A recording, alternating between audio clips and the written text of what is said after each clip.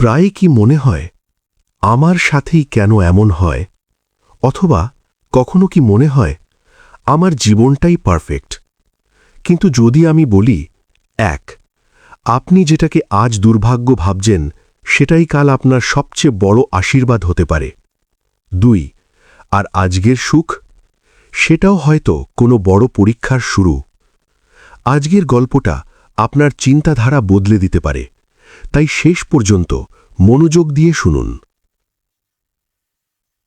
সবুজ পাহাড় আর ঘন জঙ্গলে ঘেরা এক শান্ত গ্রাম। সেখানে থাকতেন এক সাধারণ কৃষক। তার নাম ছিল হাকিম আলী। জীবনে ছিল অভাব, কষ্ট, সংগ্রাম। তবুও তার মুখে সব সময় একটা শান্ত হাসি থাকত, কারণ তিনি যা আছে তাতেই খুশি থাকতে শিখেছিলেন। তার ছোট্ট পরিবার, একজন ছেলে নাম সায়েম, আর একটা অসাধারণ ঘোড়া, নাম তার বজ্র। বজ্র ছিল শুধু একটা ঘোড়া না, সে ছিল পরিবারের একজন সদস্য। একদিন শহরের ধনী ব্যবসায়ী রাশেদ খান শুনলেন বজ্রের কথা।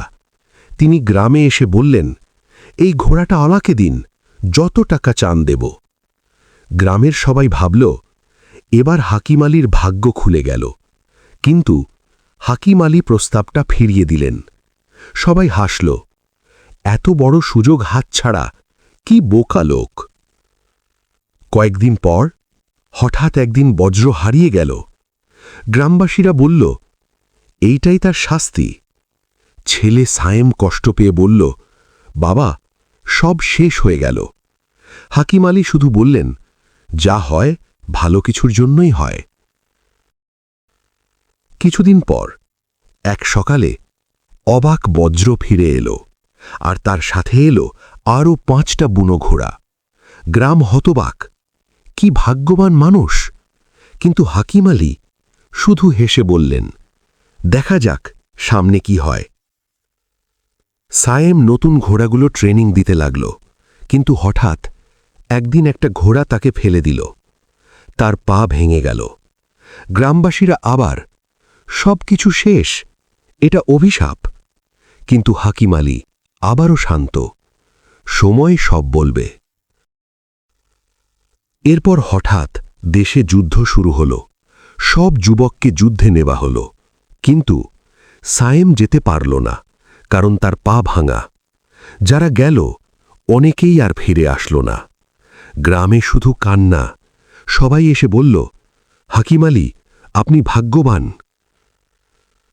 হাকিম আলী ছেলেকে বললেন, দেখো সায়েম, জীবনে কিছুই সরল না। এক, বজ্র হারানোটা খারাপ মনে হয়েছিল, কিন্তু সেটাই আমাদের আরও ঘোড়া এনে দিল। 2, তোমার পা ভাঙা খারাপ ছিল, কিন্তু সেটাই তোমার জীবন বাঁচাল।